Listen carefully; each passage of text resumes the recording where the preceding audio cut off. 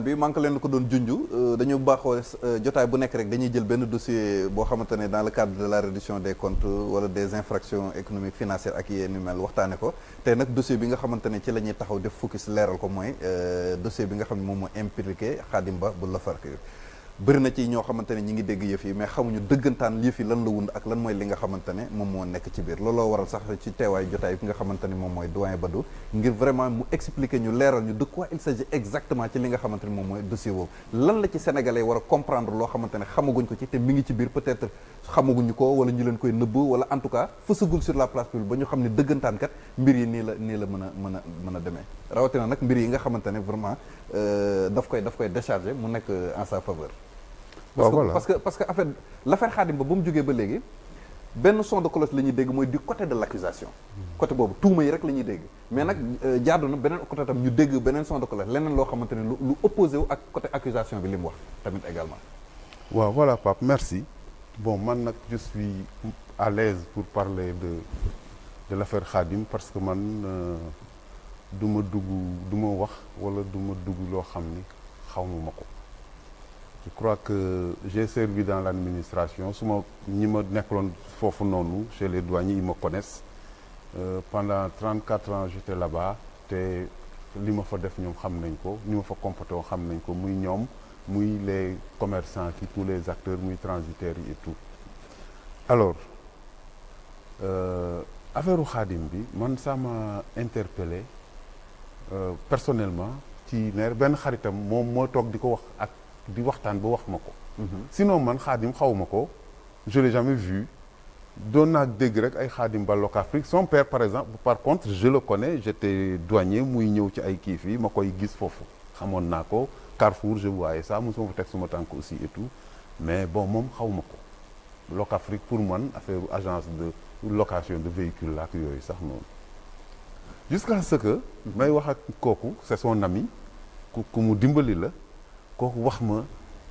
ba affaire bi kii ma daal man ko mais comment ça s'est fait là mu ne ma am naa sax dossier yi man ko yàlla dossier man ko jox ma xool dama xool dossier rek dugg ci dossier dama xool document yi rek dugg ci dossier bi parce que justement pour man il faut que par exemple ñu jóge ci sax man je crois gën a xam douane lan moom mooy liggéeyam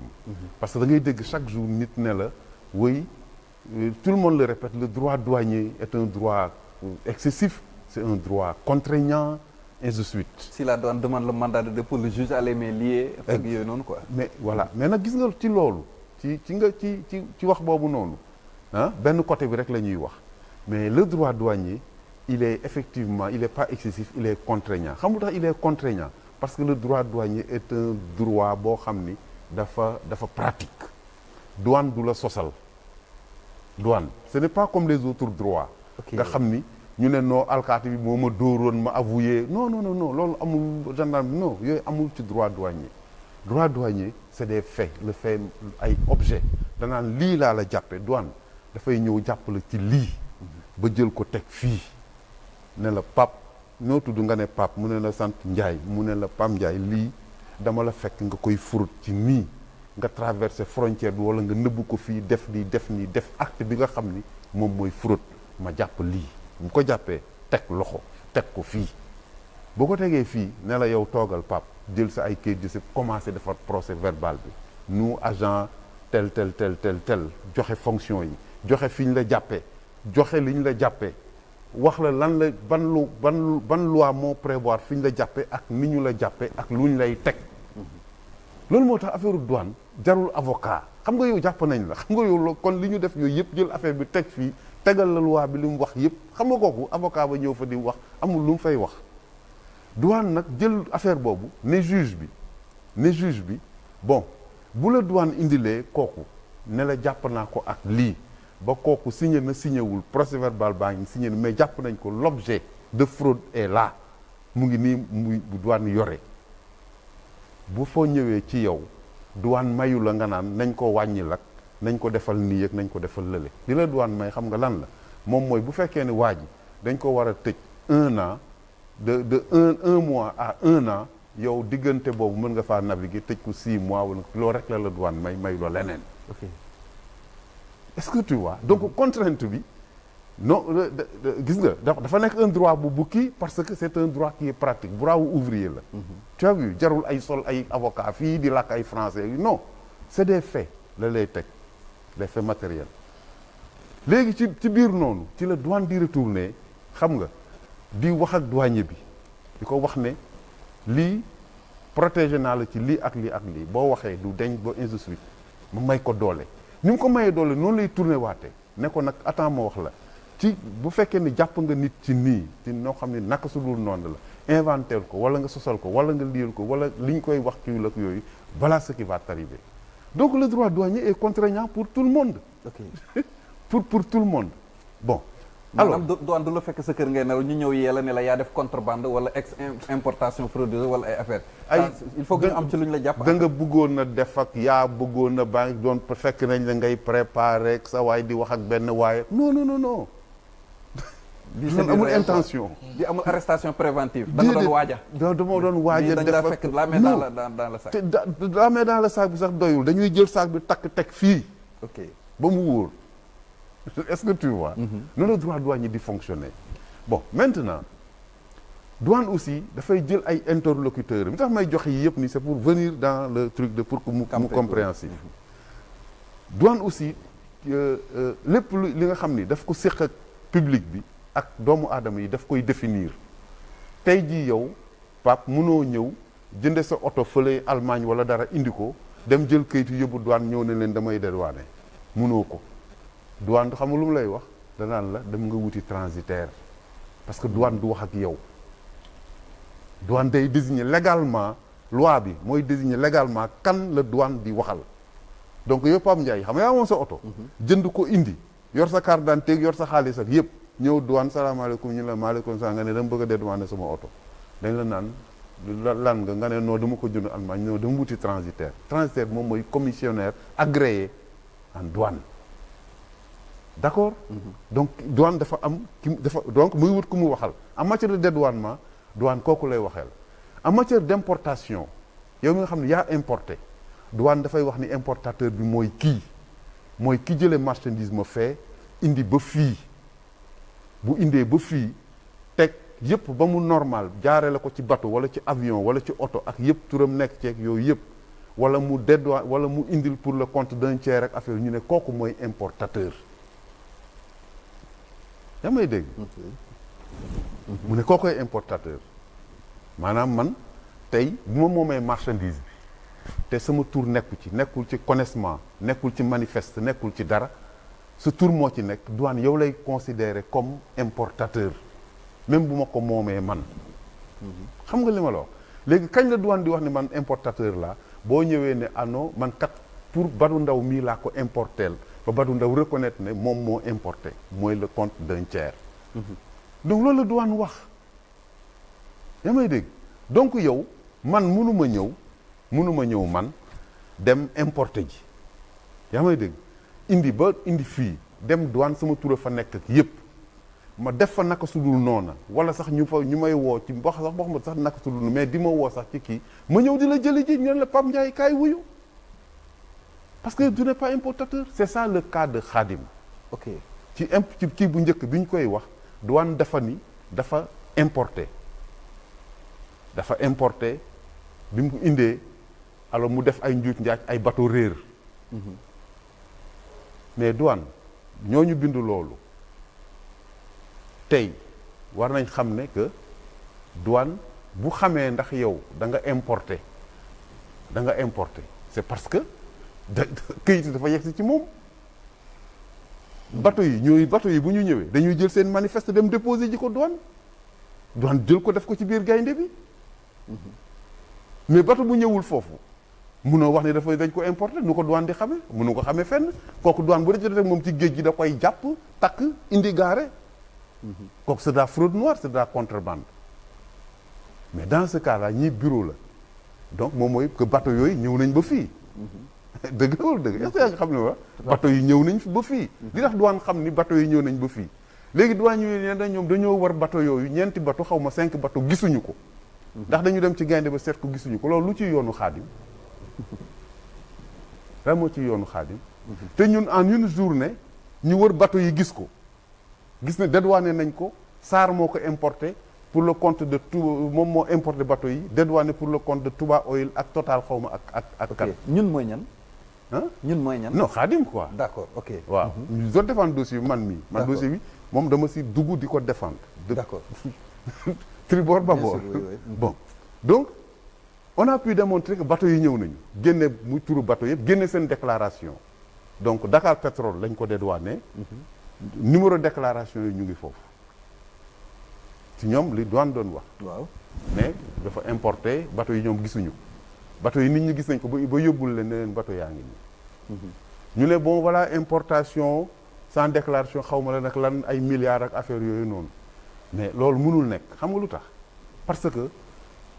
dafa am marchandise yoo xam ni du comme oto xam nga yow mi tey bu la neexee nga jënd sa oto nu mu mën a mel indi douane. parce que douane état bi terewu ko mais pétrole ak yenn ay produits am état bi daf ko tere dafa ni que c'est prohibé que nga indi ko Sénégal c'est prohibé xam nga loolu moom mooy loi bi dans sa généralité. danaan go pétrole ko fi comme mu ne yamba ak cocaïne nag morphine yëpp ko fi indi c'est prohibé. donc puisque c'est prohibé kenn war ko fi indi mais dafa am des cas yoo xam ne ñu ne la nag léegi boo ko fi bëggee indi da ngay def yii formalité. loolu moo tax en matière de médecine ñu ñëw un laboratoire mën a importer de l'héroïne ñëw de la morphine ñëw douane déclarer ko. ok parce que def na ay documents. c'est soumis à des voilà formalités. des formalités préalables donc nga ñëw def ko ba pare boo ko defee pare ñu may la nga indi ko boo ñëwee nga dédouané yaa xam ban régime la dem sa yoon n'est-ce pas le pétrole c'est comme ça le fuel ak yooyu yëpp noonu c'est comme ça donc balaa nga koy da ngay def des formalités préalables yooyu ñuy wax yëpp def nañ ko loolu moo tax ñoom ñu xam dossier bi ba mu yegg si foofu donc ana contrebande. ok malgré bateau yee feeñ teewul tuuma boobu noonu ba léegi mi ngi teggiwuñ ko tax ñu teggi ko. teggiwuñu ko ñu ne léegi bi ñuy interroger Khadim dañ ko laaj ay attestation d'importation Khadim woote ñëw ñu indil ko mu jox leen yooyu ñu ne ay fausse la mais bu fekkoon ne fausse attestation yooyu dafa am marchandise bële du génn parce que douane dafa am lu ñuy wax recevabilité maanaam boo bëggee ñëw dédouaner douane dafa am ay kayit yoo xam da nga koy mëtal ba pare pour douane jël ko section la bu nekk foofu cellule la bu nekk foofu boo xam ne boo waree dédouaner dañu naan indil comme visa pour nga am visa noonu la demee da ngay indi kayit yooyu yëpp bu fekkoon ni amul woon kayit yooyu yëpp du mën a jàll bay am déclaration dañ fa de bonne foi. kon sur quelle base la ñu qualifié document yooyu de faux. non c'est-à-dire dafa ñëw bokkul yi ñu ko laaj ak yi mu joxe bokkul. d'accord mais loolu amul importance dans le cas où boo demee ca déclaration yi douane xam nga lan mooy kii fraude ci moom. nga gruger le trésor nga def acte boo xam ni da nga lekk xaalisu trésor wala da nga koo nax wala da nga koo lële mais fii même bu fekkee dafa joxe sax ay faux documents terewul ña waroon a fay nañu dossier ña ko waroon def nañu te moom donc léegi ça veut dire quoi que Khadim n'est pas importateur. c'est la SAR mooy importateur. pourquoi woowuñu SAR ak ñi SAR importeur ay Touba Oil ak ay affaires yooyu pourquoi woowuñu leen ñooñu indi seen i këyit Khadim n'est pas importateur. Khadim n'est pas commissionnaire en douane du déclarant. am société buy déclarer du déclarant moom fournisseur la lan lañ ko fa téye ñu ne loolu moom mooy première infraction bi. kon xam nga d'accord ñu ci première infraction bi. deuxième infraction bi ñu ne boo demee à l'étranger def fa des services comme Khadim société yooyu ñu ne moom moo ko moom muy ñaari Dermone yi Dermone Africa ak Dermone Sénégal bi ne que bu normalement boo demee fële boo fa def ay opération da nga war a rapatrier xaalis ba nga fa gagné ñu ne 44 milliards yooyu Khadim kii na ko fa te indiwu ko mais il se trouve que Khadim rapatrié na plus de 300 milliards et pourtant ci biir loolu sax ñoom li douanier yi wax ne loolu dafa war a am mais c'est sujet à caution. parce que amul benn loi bu lay obligé dans le cadre des services nga dem liggéey dans les services indiwaat ko les services boo ko seetloo même dans le débat international. boo ko seetloo parce que Sénégal dafa bokk OMC. bokk UEMOA bokk BCEAO.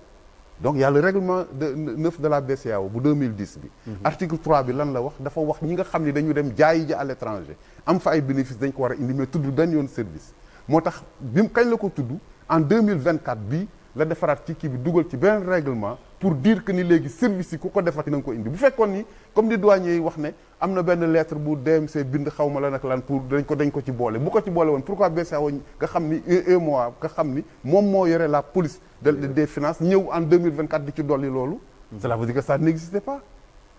ok voilà puisque dolli nañ ko ci 2024 cela veut dire que avant amu ci woon ok maintenant au regard de tous ces éléments à décharger en faveur de Khadim Ba est-ce que avocats yi am nañ ci accès ba mën a formuler une demande de liberté provisoire basée sur motif yi ak li ñu fi jot a wax yëpp waaw léegi nag loolu foofu nag la affaire bi amee tuuti problème parce que xam nga en fait je l'ai dit à Khadim depuis le début le droit douanier c'est un droit bu ñëpp teg de côté koo wax même wax bi la lay wax non douanier yi droit de code des douanes kenn mënu ci dara kenn mënu donc avocats yi essayé wuñu xam li nekk ci code bi juges yi essayé wuñu xam li nekk ci code bi est-ce que tu vois man quand le dossier est venu dugg suma loxo ñu liggéey ci avec des experts de partout liggéey ci ba mu normal ñu yëkkati ko jox ko avocats yi ils n'étaient pas à l'aise les avocats parce que pour ñoom li ñuy wax c'était trop dur alors que ñun matière bi dafa xaw technique ba mu ëpp dafa technique oui parce que c'est ce que dit xam nga le droit douanier moom il est directif daana li ngay def loolu la lay wax ñoom ils ont trouvé que ni non ni ñu ko bindee ñun ak di ko waxee noonu non bu ñu ko yóbboo ci juge yi dañ ciy gis seen bopp ma ni leen mais yéen juge yi le droit bi le code bi di waxal te lii la leen wax juge bi ni ñu ko bindee ñun noonu la leen ko waxee maanaam dafa leen il ordonne le code comme nii ñëw nañu ba affaire bi yëpp kii na le code ne dit pas de demander la liberté provisoire de non le code dafa ni bu fekkee ni prouvé nañu ne accusation bi wala PV yi dafa nul dans le fond et dans la forme demal article 344 du code des douanes article qui paragraphe 2 qui ordonne ordonne waxul qui demande de qui ordonne au juge la main levée du mandat de dépôt léegi ordonne boobu ñu ne non ki mais loi bi moo ko wax mu ngi nii oui c'est textuel quoi c'est textuel oui. tu as vu alors donc de ce point de vue foofu la problème yi gën a bare ba gars yi bi ñuy dem ci juge bi moom ñoom bon li ñu leen jox vraiment jëfandikoo ko nañ ko ils sont sortis man ni leen nag yéen a ngi génn droit douanier di dugg dans le pénal dans le pénal ça va ouvrir la boîte à Pandore kenn ku nekk di ci wax mais boo leen bàyyee juge yi ak droit douanier bi rek par force lañ koy génn il aura les mains liées voilà malheureusement ou je ne sais pas xëy na ndogalam laak yooyu bon discussion bi nekk foofu mais en tout état de cause fi ñu toll nii il faudrait que tout le monde sa affaire kenn ku ne delloo si sa xel quoi moom laay wax rek moi je suis un médiateur je privilégie le dialogue je privilégie que ni ñu régler problème yi au nom toujours d'un intérêt majeur certes affaire bi présidence de la République la jógee y a un affaire bu nekk foofu au niveau du kii la jógee nu mu tuddati kii le kii inspection générale IGE la jógee gars yi ne seetlu nañ fi ay affaire genre ay substitution ay kii ak yooyu et tout mais c'est ce qui se passe tous les jours. donc moom rapport IGE moo ko épinglé. non c'est-à-dire que gars yi ils ont demandé à ce que IGE dafa gis ay affaires xam nga IGE am na ay anciens douaniers ak ay affaires yu yëpp foofu day bari nañ fa. ay boy yu crack yu nekk foofu. donc ñoo gis benn affaire mu lëndëm ci ñoom loo xam ni bon comme affaire ñu ne substitution la que Khadim dafa dem leb 300 milliards après deal ak Macky Sall du del 300 milliards xam naa dem séddoo loolu moo doon science bi. ok mais mais loolu ça ay explication la laaj c'est-à-dire indil nit ki mu toog. indil la ay feuillam ay këyitam indil la ay lépp Khadim mën na la expliquer loolu facilement nous il nous a donné tous les nu ñu def ñun ba xam ni parce que man bu amoon dossier bi bu amoon lu toll ni talfatal ay ni lu ci ñuul du ma si dugg parce que du ma toog ba heure bii def une carrière chez les douaniers bu propre ñëw toog fi di ko yàq te Khadim fayuma dërëm mosuma ko sax gis je défends nag le droit loolu c'est ma nature. En tout cas il va bientôt faire 1 an en prison hein. Octobre septembre xaw ma léegi nag bon mais léegi c'est ouvert c'est-à-dire que ni les gens disent que bon voilà dossier bi c'est politique léegi et de suite donc xëy na ci président wax. mais maintenant pour mettre à l'aise les juges là est-ce que jotul ñu def comme tribunal militaire par exemple tribunal militaire quand on juge un policier c'est le magistrat professionnel mooy siégé entouré d'assesseurs policiers bu ñu juge gendarme noonu la assesseur gendarme bu ñu juge maintenant pour cas yu mel nii également pour mettre à l'aise juge yi ak avocats yi est-ce que jotul également ñoom ñu boole leen ci composition kii bi war a siéger maanaam tribunal bi war a siéger pour éclairer davantage le juge sur les dispositions du code douanier. gis nga nag loolu nag lañ waroon na sax njëkk a def mais comme ni ma lay waxee rek le droit douanier c'est un droit qui est facile qui est très facile maintenant nag bon pour vous spécialistes. non oui parce que kooku mooy xam nga mooy boo tax sànq ma la doon jox kii yooyu noonu il est là moom dafa c'est un droit qui est pratique déjà xam nga comme ni ma la wax amul intention dafa bëggoon a def dafa bëggoon a lii ainsi de suite tu as vu nga ñëw mu indi ñaari PV de saisie moom mooy jàpp nañu teg nañu ak PV de constat bu concerner les écritures mais bu ci nekk rek da ngay indi kii matériel bi comme douanier yi lu ñu def nii bi ñu normalement ñoom bi ñuy xam dañu jàpp Khadim dañ ko war a indil déclaration yi nga xam ne moom la incriminé ils l'ont pas fait dañ ko war a indil déclaration yooyu parce que déclaration yooyu ngay xamee ndax waa ji def na dara wala deful dara parce que waa ji même bu fekkee ni parce que douane dafa am service boobu boo xam ne même bu douane passé nga def sa déclaration dañuy koy toppaat bu ñëwee gars yi xool facture yi fu mu jógee nan la kii yeeg yooyu dañ ciy jàpp ay nit chaque jour yoo xam ni effectivement bu ñu xoolee xam ni kii kat li mu déclaré baaxul ñu woo la nga ñëw ak sa transitaire ngeen ñëw boo leen ñëwee ñu ne sa déclaration bi baaxul en ce moment ñu defaral li ñuy wax procès-verbal de constat mais dañ lay indil déclaration bi nga defoon bu bon bi indil la li tax ñu jàpp la indil la tegal la moo tax man la douane amul sos. D'accord. Ok en tout cas moo permettre la nga souffler un peu Pape des observations par rapport ak li mu wax. waaw leeral na lu bëri ah. waaw leeral na vraiment lu bëri ci wàllu douane mais man dafa am ñaari observation yi nga xam ne moom laa bëggoon def ci dossier bi déjà mooy la question que je me pose toujours. mooy Khadim Ba nan la def ba dugg ci mbirum pétrole d'abord parce que soo xoolee SAR son fonctionnement SAR. biñ ko créé ba les années biñ ko créé daal en tout cas xam naa ni kenn nañu amoon comme importateur principal mooy Oryx moo doon importé SAR dédouané. non loolu c'est récent SAR c'est depuis 1961. waaw je sais c'est depuis 1961 non dama ne non man ni ma xamee ci fonctionnement SAR mooy que ñoom dañu amoon benn importateur Oryx mooy importé à l'époque Baba Diaw après finalement il y a eu le tandem Baba Diaw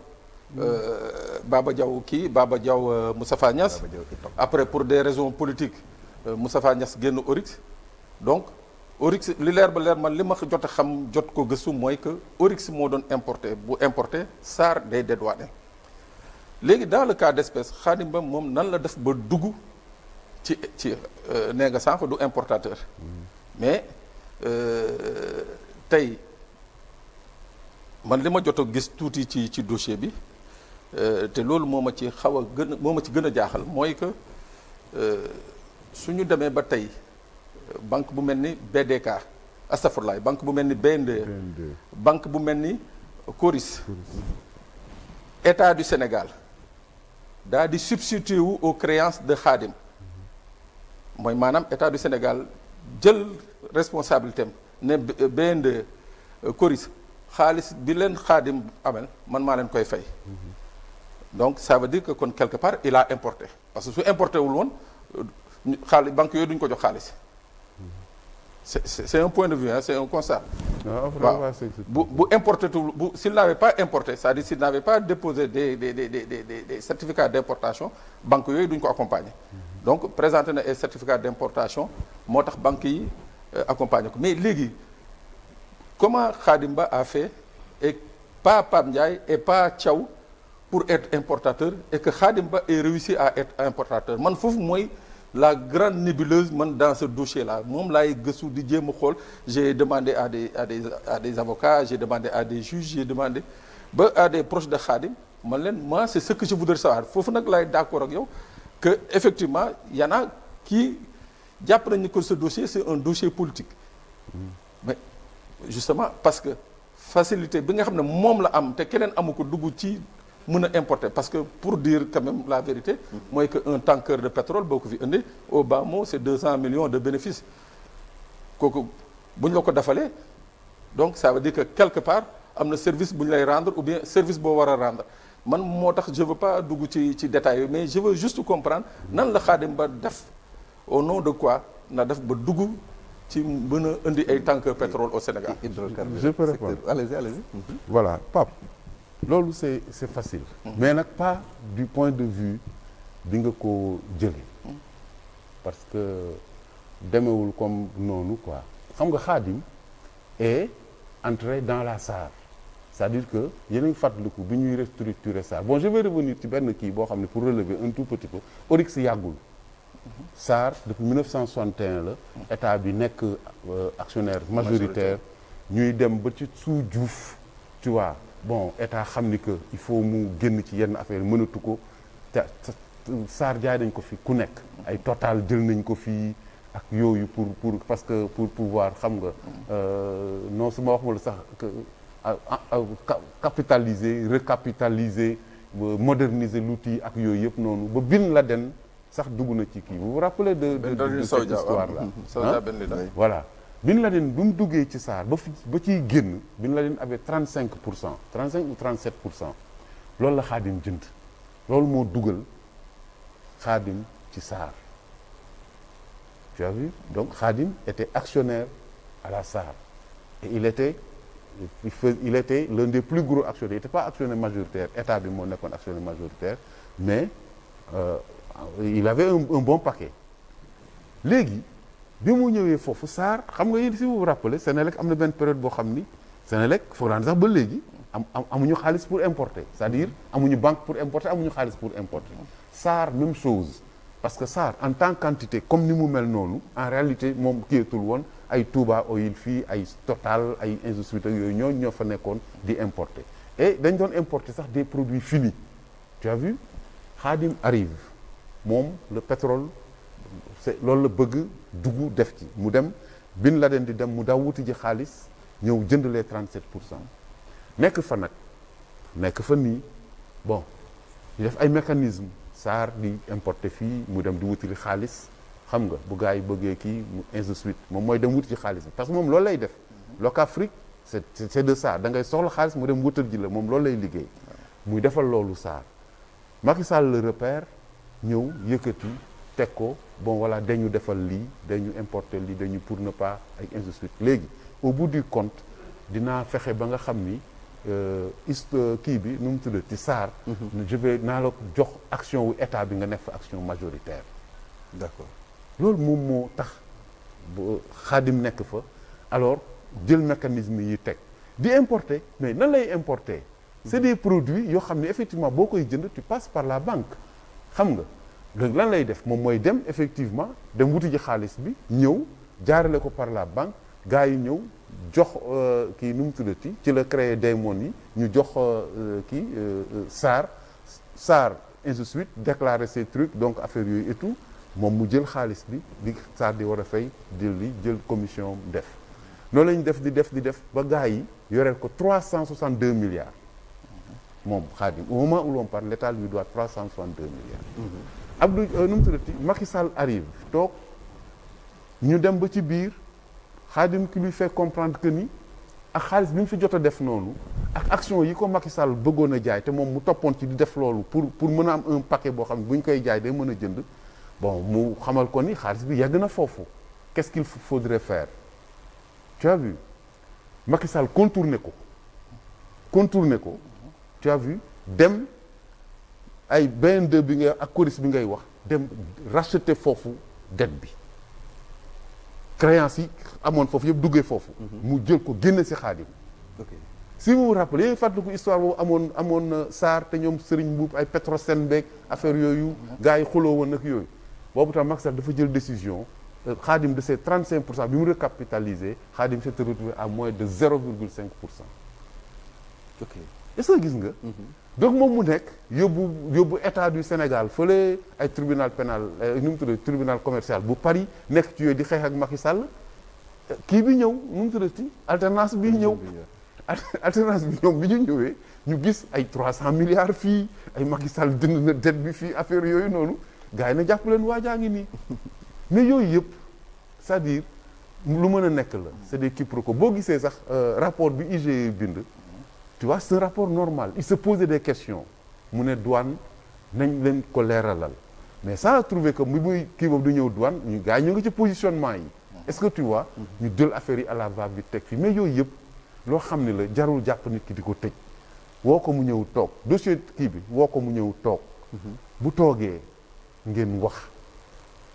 yëpp leer parce que ñun ni ñu def ba leeral dossier boobu état moo ñu ëpp doole téeméer yoon ëpp ñu ay moyens bu ko bëggoon leeral da koy leeral waaw xam nga en tout cas c'est un dossier qui suscite beaucoup de passion oui beaucoup de passion mais xam nga par exemple li Badou di leeral ni soo xoolee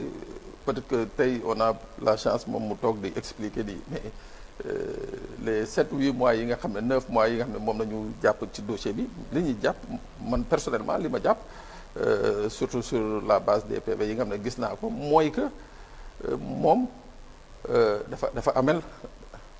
État du Sénégal xaalis à travers ay prêts. kan non man li ma gis laa la wax mooy li ma lay wax mooy xaalis bi nga xam ne kii na ko BNDE maanaam BNDE garantie jox na ko garantie Coris jox ko garantie plus la substitution bi nga xam ne la substitution de créance bi nga xam ne moo ci am. bi état bi def. waaw c'est cette substitution de créance nag qui pose un problème c'est-à-dire. effectivement waaw moo posé moom laa lay wax ne bi gars yi ñëwee loolu lañ gis ils se sont dit que 300 milliards yi 362 milliards. mooy le futur contentieux bi ñu war a ubbi. c'est-à-dire que moom ubbi na ko ba c'est-à-dire Khadim n'était même pas au courant. que état bi jaar na ci ginnaawam ba ci créance bi. parce que bu ko état bi defee loolu. moom mooy que moom dividende yi mu si doon am dootu ko am. parce que moom apporteur d'argent la donc il a ses trucs et tout donc dootu ko am état bi jaar na fële ba jël xaalis boobu. affaire tribunal de Paris bi. tu as vu bon ak yooyu yëpp. gars yi bëgg bu ñuy dem foofu ñu ne non fay nañu ba pare jënd nañ créance bi jël nañ ko tu as vu bon yooyu ay kii de c'est la haute voltige financière. Est-ce que tu vois. yooyu toog la rek. ok est-ce que tey yaakaar am na par rapport à soit à une liberté provisoire wala contrôle judiciaire ou mainlevée du mandat de dépôt est-ce que yaakaar am na ñu mën koo remettre en liberté à travers liggéey bi avocat yi di def ak yi ni mel. normalement. c'est-à-dire que bon normalement moi je dis que bon fi ñu toll nii. xam nga l'état gagne l'état xam nga un état day am des champions. un état un Khadim par exemple ak keneen même ay kii nii nu mu tudd Samuel Sarr et ça tous ces gens là ñooñu c'est des champions et puis c'est des gens yoo xam ni ils font partie du patrimoine financier c'est-à-dire que tey je le disais quelque part tey ñan ñooy développer adduna bi ak jan ñoo nekk autour des finances internationales ce sont les IDE xam nga waaw les investissements directs étrangers mais les investissements boo ko traduire ça signifie quoi ça signifie que le chinois ou le gouvernement chinois ou le gouvernement américain wala ñeneen dootuñu wax ak ay Sénégal yi ñu naan non am ma may la nga yóbbu non entre seen entreprise yi la ñuy prépositionner donc ce sont des hommes d'affaires yu nekk foofu ñooy ñëw fii kii ne man bii secteur laa bëgg a dugg mais s'il ne trouve pas du répondant ici déjà day am problème parce que am na ay mécanismes yoo xam ni bu dee chinois yi ñoom amuñu problème boobu ñoom mën nañu ñëw état bi ñëw indi affaire yooyu rek tout de suite l'état devient client du truc parce que loolu la ñuy def ñoom comme mën nañu ñëw fii amuñu idée fekkuñu fi entreprise sénégalaise dans le secteur bi ñuy nekk l'état dem indi ji Henan Chine est-ce que tu vois Henan Chine liggéeyal ko alors que boo demee chez les américains nga xam ni c'est d'autres mœurs ñooñu dañuy bëgg respecter ce que dit l'OMC ce que dit les lois américaines affaires yooyu qu'est-ce qu'elles font donc dañuy ñëw wut une entreprise sénégalaise comme filiale mais bu ñu fi trouvé wul ces gens là ñu ne ana gars yooyu ñu ngi ci kaso bi ana ñi dañuy dem seen yoon d'accord en tout cas dossier la boo xamante ne dañ ko junj nii rek mais jotaay bi du ci yemaat dinañ amaat yeneen jotaay yoo xamante ne surtout bu ñuy ñëw ci spécial reddition des comptes yi xam naa boobu dinañ indiwaat dossier bi nga ñëwaat ñu waxtaane ko bu baax a baax donc dinañ ko topp xool leneen lu ci beesaat rek ñu indi ko gaaral ko leeral nit ñi comprendre il fallait que quand même non benn question mais léegi tey jii par rapport au code douanier mbir maa ngi parquet financier waaw douane mooy saytu ba gis ni que li nga wax ni Khadim est innocent wala c'est le pôle financier ñooy saytu ba gis ni que Khadim est innocent affaire boobu nag damay ree parce que c'est une question tellement affaire c'est la bonne question quoi si je peux dire. parce que loolu moom mooy li nga xam ni. parce que je crois que. non xaaral rek je vais répondre à tey douane bu ñuy contentieux douane mooy ubbi contentieux. bu ñuy amende douane mooy ubbi amende. c'est-à-dire que demande de LP il faut que mu joxe avis favorable. te le pôle financier je crois que amu ci benn moom acte bu muy posé. bon voilà gis nga nag si loolu lañ ça va nous faire revenir si loolu wax sànq ne que droit douanier la comme li nga wax sànq rek Pape ñu waroon a mën a jël quand même des gens du sérail de la maison et tout. ñoom ñu ñëw effectivement bokk ci affaire bi di xam ni mu tëddee. tey jii nii boo gisee le pôle les avocats lettre bi ñu bindoon pour demander la liberté provisoire xam nga maa la ko fiy wax sànq ne la en matière de truc la liberté provisoire amu ci. amul ci code douanier. xam nga li ma la wax. amu ci xam nga lan moo am ci kii levée partielle moom moo ci am. c'est-à-dire quoi yow ñëw nga douane ne yoreel nga ma 1 milliard ñu ne bon ok. voilà léegi ñu ne da ngay def transaction ñu ne d'accord transaction boobu moom mooy arrêter les poursuites.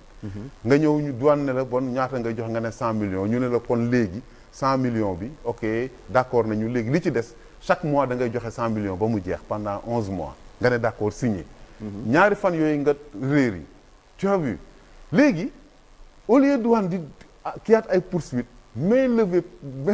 partielle boobu mu la defaroon. moom lay delloowaat. Okay. Ce qui fait que moo tax man la langage yi sax bokkul mais gars yi dañoo tàmm génn ki moo tax ma doon sax ne la avocat yi génn ay affaire ci matière douanière bi dugg ci droit pénal bi. Okay. Maintenant c'est quoi c'est-à-dire que gis nga douane pour te dire mais que foofu sax nan la lay kii ñun duñ ko xool affaire dafa ñuy def ay reetaan parce que bi gars yi bindee le juge bi lire affaire bi moom dafa lire li gars yi bind te juge bi il avait commis un expert boppam. Expert bi ñëw xamal ko ne waa ji deful dara yaa may dégg ñu ñëw indi le travail là boole yëpp ñu jox ko moom bi mu xoolee avocat yi li ñu ko wax xool li ko douane wax dafa génn ci li ko douane wax jox ko gars yi ne leen moom vraiment lii mënu ci wax na gars yi delluwaat fële ce qui suppose que bon voilà essayé wu ci xam dara avocat yi tamit kii c'est un droit que tout le monde manipule sans xam ci dara moo tax mu nga noonu maintenant peut-être on va retourner à la transaction état bi jàpp ci bu fekkee ñiy wax dossier bi dafa am un soubassement politique yi génn ci seen loxo xam ni que Khadim aussi ci dëkk bi la dëkk mën nañu wax ak moom c'est quelqu'un qu'ils peuvent utiliser. Bon le droit douanier aussi dafa dur ba nga xam ni moom mais moo indi aussi yërmande boobu d'entre moom moo indi la transaction. nga xam ni offre de transaction ngay def ñëw toog waxtaan. je crois que foofu la ñu war a toll. d'accord jël booy bi defal ko main levée kii ak yooyu. mu ñëw def ay kii yëpp. d'accord en tout cas merci beaucoup pour tous ces éclairages leeral yi amoon na ci solo comme ni ma ko waxee rek comme bi ba léegi côté de l'accusation lañ doon dégg il fallait que ñu déglu beneen son de cloche pour cerner véritablement li nga xamante moom mooy l'affaire Khadim Ba Locafrique am nañ yaakaar ni ñi ko doon bàyyi xel yëpp gindeeku nañ ci bu baax a baax yeneen jotaay tamit dinañ ñëwaat waxtaan ci bu baax a baax ñu ngi lay jaajëfal bu baax ci leeral yi nga ci def maintenant ñu ñëw ci l'affaire Lissa Tine moom moo waral teewaayu Moussa Thiaw Lissa Tine muy xale bu jigéen boobee nga xamante ne